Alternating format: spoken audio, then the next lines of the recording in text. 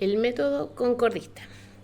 Bueno, de acuerdo a la Real Academia Española, en su diccionario de 1933 al 36, define que el concordismo es una doctrina que pretende concordar las Sagradas Escrituras con los datos de la ciencia. Es un sistema exegético de conciliación de los textos bíblicos con los datos de la ciencia moderna y en especial de Génesis con las teorías cosmogónicas y teológicas. Bueno, la palabra concordismo deriva del sustantivo concordia. Por ende, concordismo denota en su etimología la unión de corazones, de afectos y de voluntades.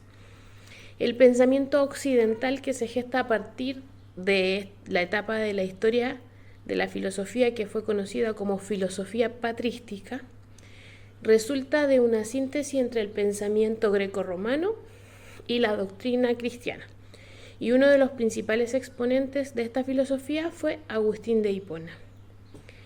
Los principales autores cristianos de esta etapa desarrollan su actividad intelectual según una síntesis que ha sido estudiada por autores como Etienne Gilson. La sabiduría teológica y filosófica de la etapa patrística es concordista, en este sentido, ya que concilia la teología con la ciencia. El catolicismo es concordista, en el sentido que integra lo natural y lo sobrenatural, donde lo natural es asumido por lo sobrenatural, donde el convencimiento de que Dios es el autor de las dos revelaciones, la natural, que es accesible por la razón humana, y la sobrenatural, que es accesible por la iluminación de la razón que Dios nos da a través de la fe, donde Dios proporciona dicha iluminación respetando la libertad humana. Y ambas revelaciones se justifican, se compenetran y completan porque Dios obra por amor. El concordismo cristiano se arraiga en que Dios es amor. Y la providencia es la manifestación del amor divino, que está pendiente del bien de los hombres sin quebrantar en lo más mínimo la libertad humana.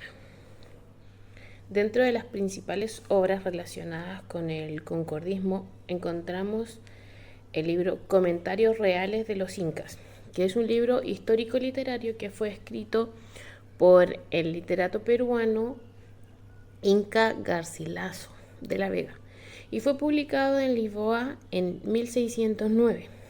Trata de la historia, las costumbres y las tradiciones del antiguo Perú, aunque centrándose en el periodo Inca.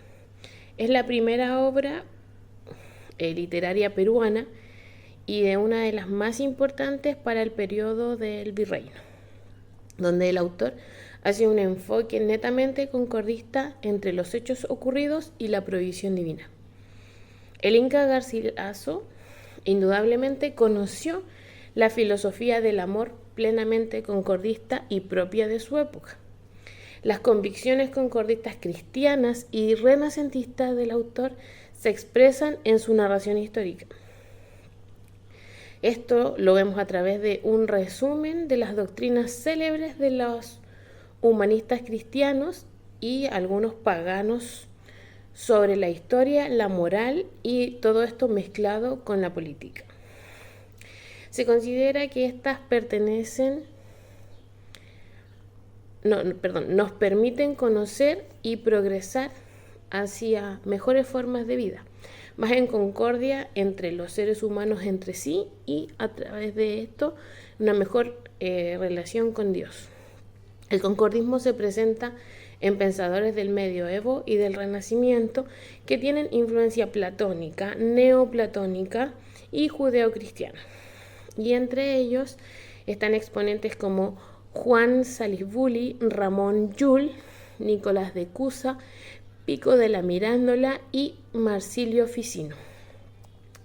Como en los historiadores jesuitas recién mencionados, en los textos no hay un afán solamente de reporte de hechos, sino que los anima a proporcionar datos que favorecen la búsqueda y el encuentro de Dios, del Dios verdadero, a través de ellos, entendiendo la historia como una maestra de vida. Y la matriz en que se instala y en que se nutre la narración de los comentarios reales es netamente cristiana, donde se equiparan las riquezas materiales propias del país con el valor de las enseñanzas evangélicas que llegan a través de esta conquista, que son de tipo espiritual. Los acontecimientos históricos son guiados por la providencia, son resultado del amor de Dios a los hombres, viendo la conquista como una muestra de su provisión para traer algo mejor al país. Los comentarios reales fueron escritos con la intención de que los coterráneos tienen voluntades afectas a la piedad y a la religión. Tienen virtudes que son partes de la justicia y por lo tanto necesarias para lograr el bien humano, tan necesario entre la piedad y la religión como virtudes necesarias para estar en concordia con la doctrina cristiana. El Inca Garcilaso expresa su mirada concordista en el trasfondo de su relato, donde la conquista tiene un sentido de evangelizar y además poner bajo autoridad de una persona moralmente aceptada en el imperio del Perú. Según el concordismo, los acontecimientos históricos ocurren por designios de la providencia divina de Dios. Son movidos por el amor de Dios, es decir, para lograr el bien de la unidad y la armonía de todos, siendo un progreso hacia formas mejores de ser y de vivir para el hombre. La importancia del concordismo cristiano en los comentarios reales está en que la conquista española, de la cual es apreciada como un progreso general, después de las conquistas incaicas, en especial por haber traído el Evangelio, un mensaje que enseña a vivir en concordia con Dios y por lo tanto con la realidad de que Dios depende, generando así el progreso hacia las mejores formas de vivir, que para el Inca Garcilaso están en la vida social. El autor presenta las ideas cristianas de la Iglesia, donde el ser humano alcanza su plena realización en la sociedad, donde la concordia con Dios permite la concordia con los hombres entre sí y de entre la naturaleza entera. Puesto que el camino hacia la felicidad según el cristianismo implica el ejercicio de la libertad, el individuo tiene una mejor relación primero con Dios y después con los demás. Y el autor indica que como fin de dar gloria a Dios está el conocimiento y el amor que se dirige directamente a Él a través de las obras. El concordismo no es el intento de relacionar la Biblia con la ciencia moderna, más bien es un enfoque hermenéutico para la escritura. Es una hermenéutica que propone interpretar la escritura a la luz de la ciencia moderna, lo cual puede ser peligroso, pues la palabra de Dios fue escrita en contextos, en tiempos, culturas y para personas distintas a nuestros tiempos. Aunque muchos hechos bíblicos puedan ser probados a través de la ciencia moderna, no es la base de nuestro conocimiento.